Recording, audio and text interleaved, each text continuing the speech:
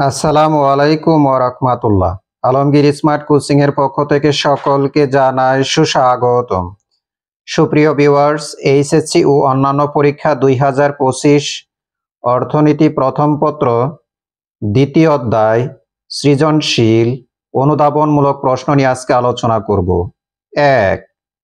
সব সময় আয়ের পরিবর্তনে চাহিদার পরিবর্তন হয় না, ব্যাখ্যা করো। 2. পরিবহন খরচ বাড়লে যোগান কি বাড়ে, কেন? 3.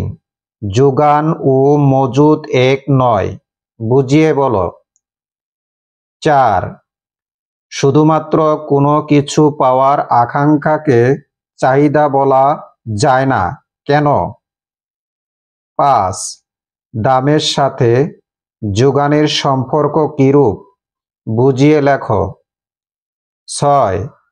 আয় চাহিদাকে কিভাবে প্রভাবিত করে? 7. যোগানের উপর সময়ের প্রভাব ব্যাখ্যা করো। 8. উপকরণ মূল্য কোনো দ্রব্যের যোগানকে কিভাবে প্রভাবিত করে? 9. সর্বোচ্চ মোট উপযোগ স্তরে প্রান্তিক উপযোগ শূন্য হয় কেন? 10.